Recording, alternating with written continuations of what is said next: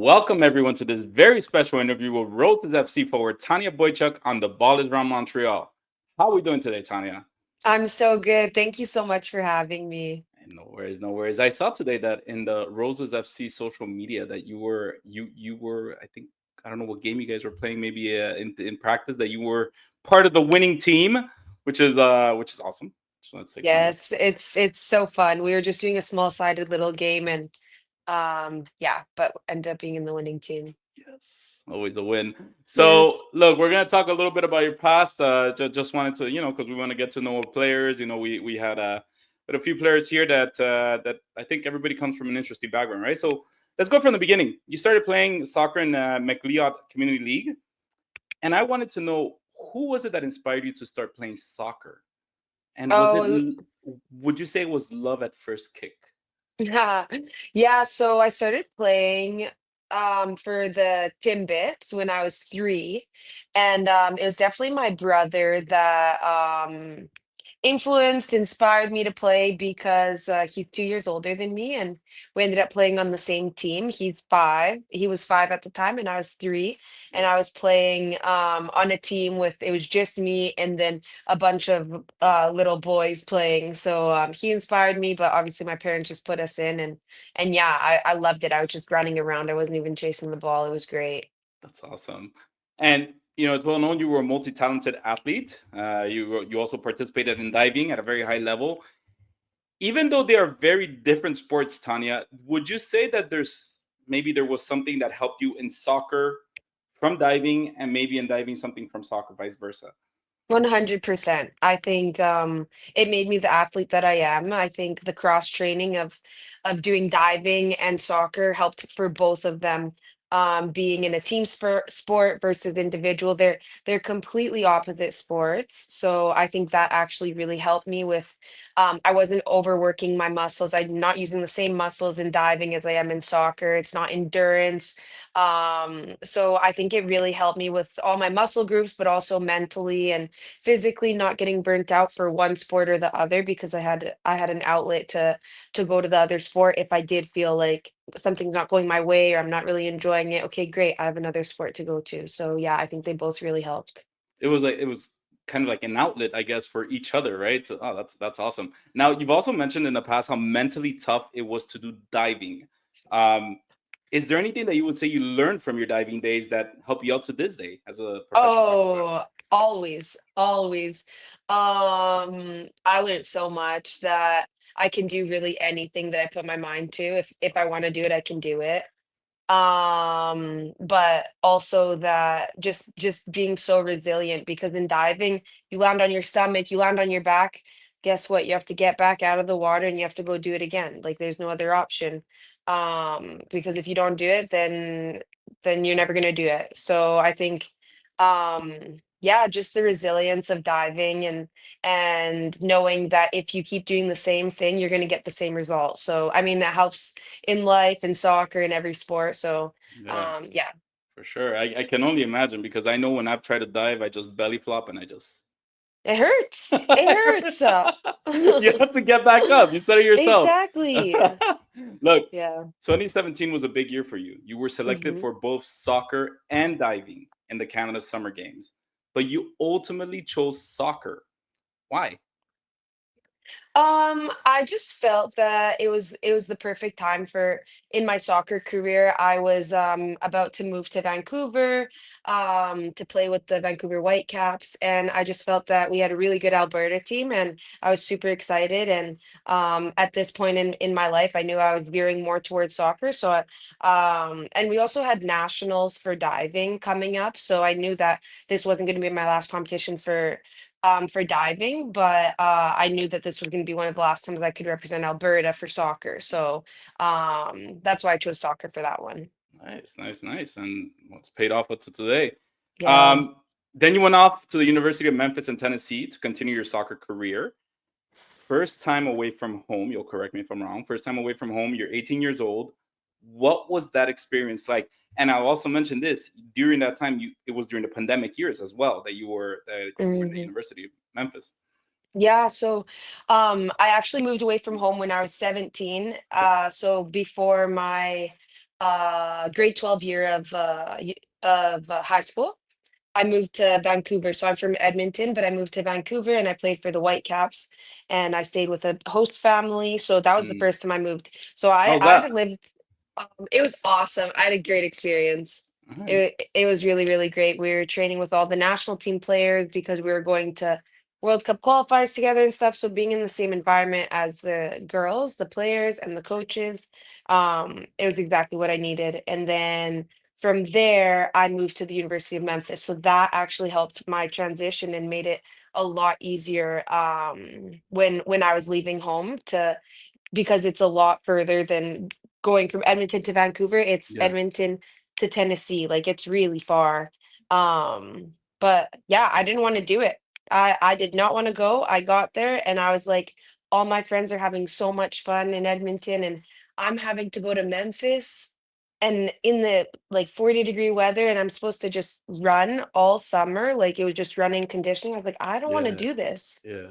That And, sounds like such a awesome idea to pitch.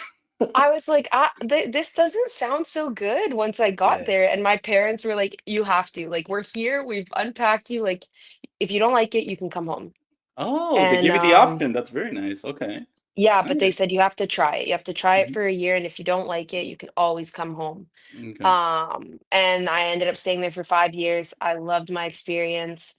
I was the captain for 4 of the years, so I had a really good relationship with my coach. I love Memphis. It's an interesting city. It's a little more dangerous and rougher than living in Canada, but I think it made me the person I am now, and I know that, like, anywhere I go now, I know to handle how to handle myself, and, yeah, I think it made me a lot stronger. That's awesome. And yes, you mentioned a little bit that that's what I want to ask you. You spent 5 years with the Tigers, got a lot of awards, including AAC Offensive Player of the Week, all the AAC second team All American. How would you describe the college? I know you touched on it a little bit, but how would you describe your college career and how important were those years to build you into the player you are today? Um, I just had such a good experience, to be honest. It made me very, very tough. Like, being in diving, like, that's one thing mentally, but going to University of Memphis, like, physically, like, I know that, like, any type of running, any conditioning, any weightlifting, like, I can do because of there. Like, it prepared me for life and life beyond soccer, life with No. kids, with a family. Like, it prepared me for life. It was a great experience, but honestly, it was the teammates that made it. I came in with, I think it was 12 freshmen, and Mm. we were a very, very close class. I just had two of the girls that came to visit me here in Montreal. And I still keep in touch with all of them. A bunch of them are getting married.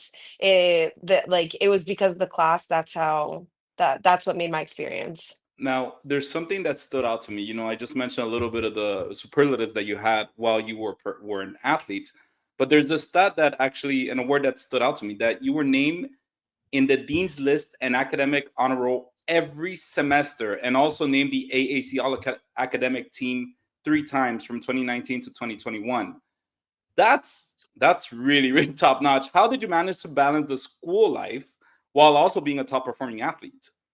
I think they help us a lot at the university with our academic advisor and also having all our practices in the morning. So Mm, we trained from 6:30 to like 8:30 in the morning, and then the rest of the day was focused on school. So it was really early mornings, but then we had all day just to focus on one thing, and that's to be successful in school. So I think when I was there, like, like, our team, the women's soccer team, had like a 3.8, 3.9 average. So, like, they took a lot of pride in making sure that it was athlete before, or sorry, student before athlete. mm. And so that really helped.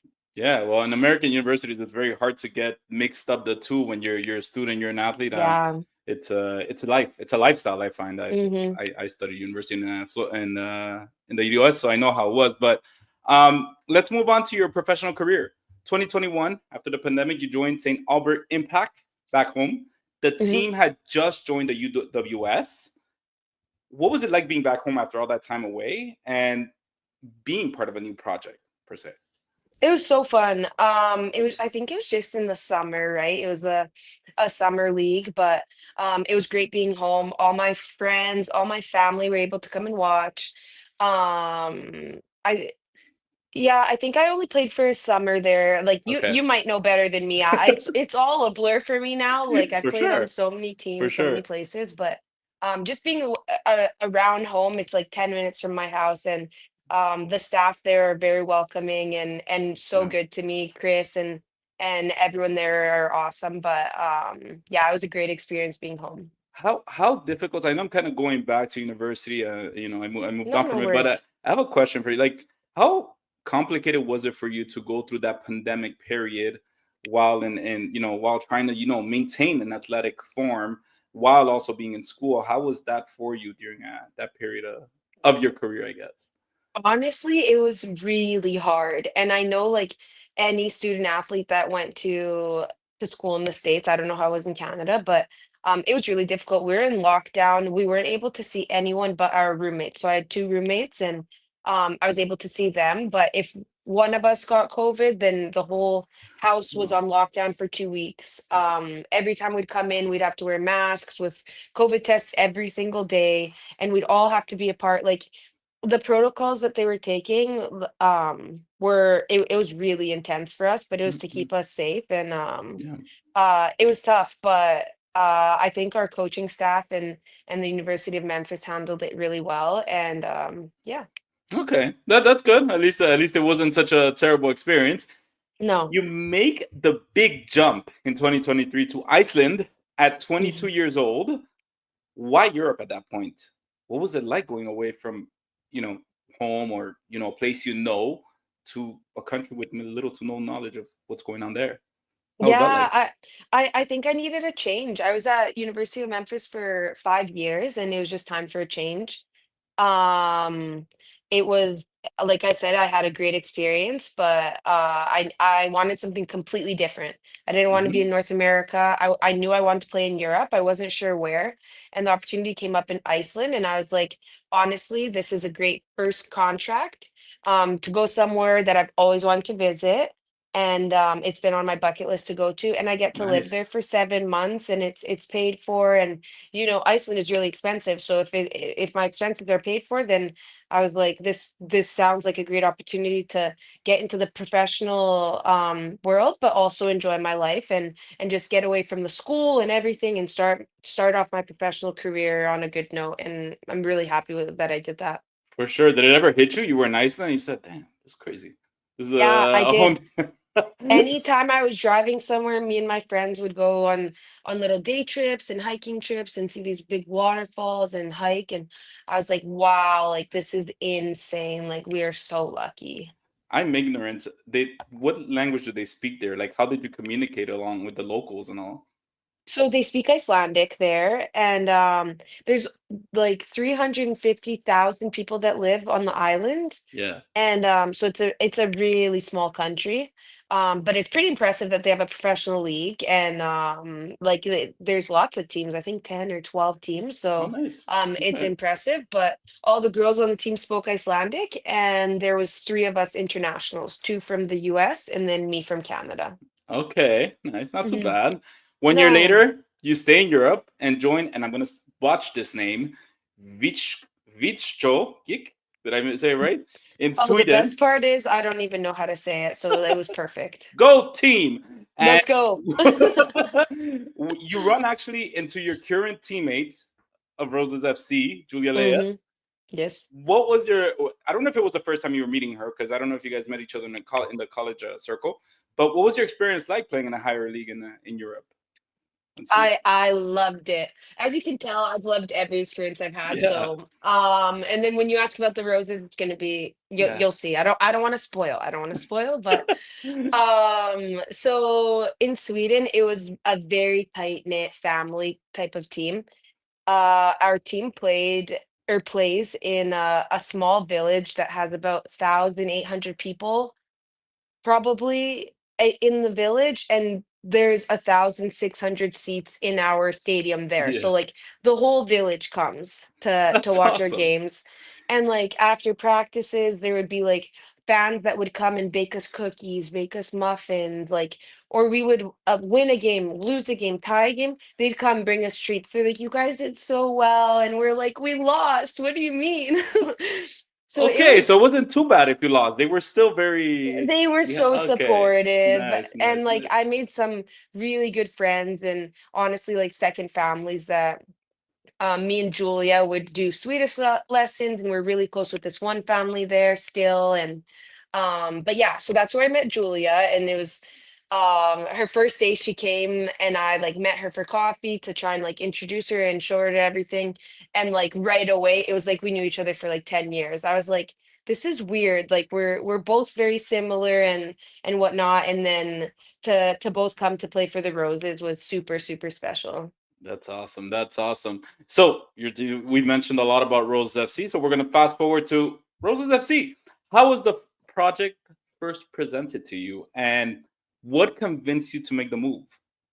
Yeah, so it was presented to me by Marinette and the sporting director, and she was just very straightforward, and she was just like, "We want you on this team." And I was like, "Okay, I understand. But I'm in Sweden, like I've really liked my experience here." And she just convinced me. She was like, "Look, this is what we're gonna have. We want to do this right. If you want to be part of something that's bigger than yourself, bigger than anything, like you need to come here. Like this is the spot for you. This is going to be our coaching staff."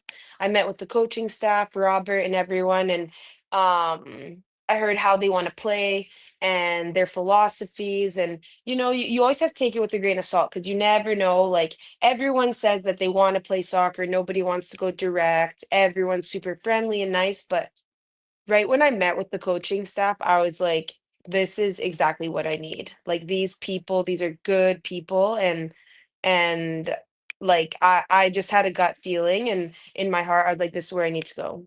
That's awesome. That's awesome. Now, I do want to add a question because it kind of popped into my head now.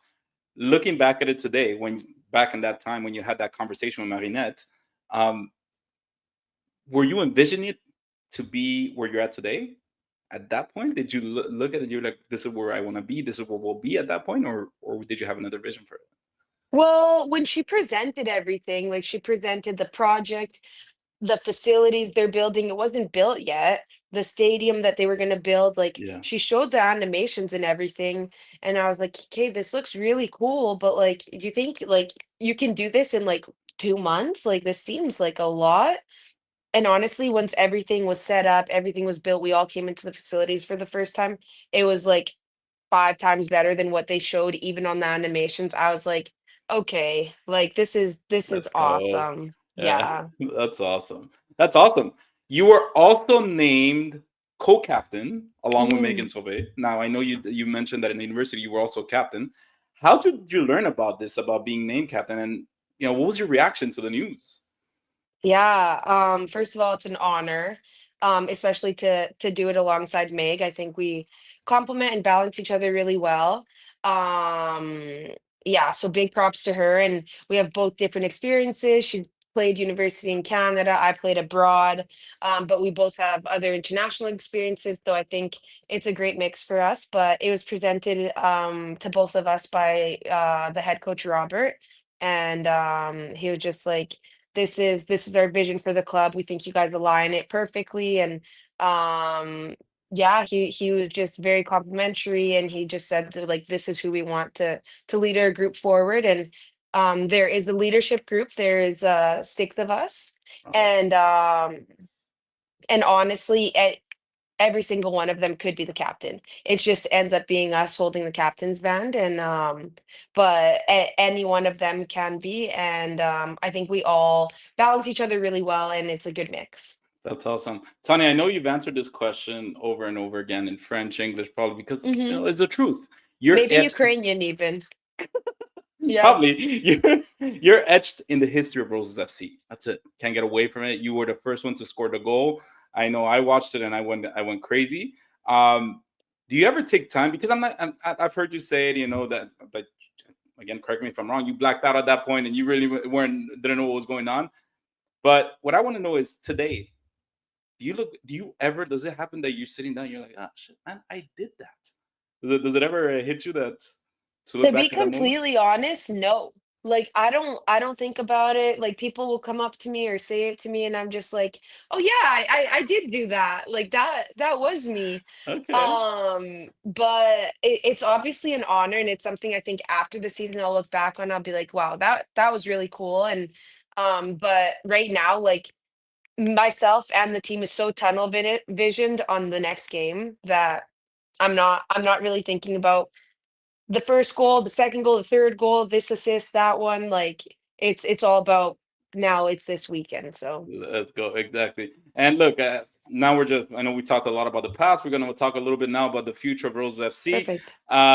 10 games played so far with 3 goals and 2 assists. Amazing. What would you like to accomplish as an individual this season for it to consider it a success for yourself? Honestly, I think I want to keep being an impact going forward and defensively because the main thing for us is to have the ball and be on the ball, so to win it back really fast. But just setting myself up and my teammates up in the best possible positions because if I'm doing that and creating opportunities, I don't care if I score, I don't care if my teammates score. All I care is that we win. So it Yeah. doesn't matter to me. But yeah, just doing all the right things while we're attacking, and when we lose it, I want to win it back as fast as we can. All right. Okay. And would you say there's any player in particular, past or present, doesn't matter if they're still playing or not, that inspires your game as a player that you model your game after? Mm, that's a great question. It could be multiple, it doesn't have to be one. Honestly, I think I think it's myself. All I think right. it's yeah. I I love don't that. think I really try and be like one particular player. I think it's when I'm at my best, that's exactly who I wanna be, and maybe it was my junior year, my 3rd year in college that I had a really good game, I look at that and I'm like, "That's what I wanna channel in this game, and I wanna be this type of player." So me at my best is who I wanna be. All right. So thank you for that. I have one last question before we get to the rapid fire, which is the super fun stuff. Um, Perfect. at the international level, you recently accepted a call up to the Ukrainian national team, which I've heard you and I've read that you're very proud of, which deservedly so. Can you maybe walk us a bit through the process of receiving that call up and your decision to accept it ultimately? Yeah. I think so it all started obviously when I was little playing with my dad in the backyard and it was never really like, we would talk about being on Team Ukraine, like, your Team Ukraine, your Team Canada, but it was always like, "Who's gonna be Team Ukraine?" Like, that's when we were playing in the backyard, and, fast forward lots, I played with, Canada, with the Hmm. under-20s, under-17s, and I had the best experience. It was fantastic, the coaching staff, the girls, everything, and it's such an honor to represent your country, on any stage, on any level. But with the war starting, obviously a couple years ago, and with my family being there, and my family is very involved with the Ukrainian community in Edmonton and honestly in Ukraine still. And so with my parents, my dad being a teacher, a Ukrainian teacher, my dad being in the Ukrainian choir, my mom being the president of the Ukrainian community in Edmonton, and then my brother inspiring the younger generations. He's also a teacher. Like, I was like, what am I doing to give back to my entire upbringing, all my family that lives in Ukraine? Like, what am I doing? Honestly, nothing.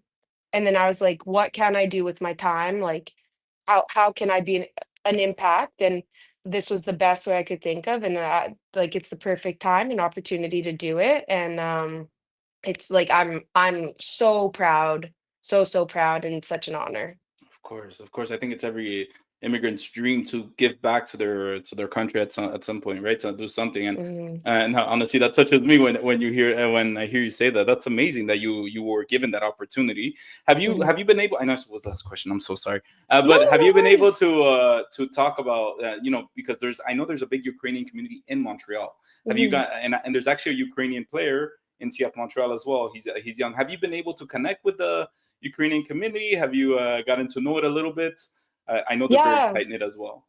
Yeah, so my parents were in town, a month or 2 ago, and we went to, like, a Ukrainian banquet, and then one of our coaches, or staff members on staff, his wife is Ukrainian, and, her whole family is, and, but he always brings me, like, Ukrainian That's sausage and Ukrainian awesome. pierogies and different foods, and so I try and stay connected, but obviously with our game schedule, it's tough to give back and Mhm. be involved with all of that. But yeah, it's in and around, and I love it. That's awesome. That's awesome. All right, Tanya. Look, at the end of every interview, we like to finish it with some rapid fire questions. First question: the perfect score in diving or a game-winning goal?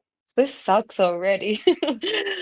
uh there's so many factors. What game is it? Is it a final? Is it like a big dive? But I'm gonna go game winning goal. Game All winning right, goal. all right.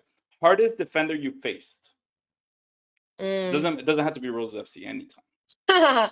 You know what? I'm gonna give a shout out to my friend Julia.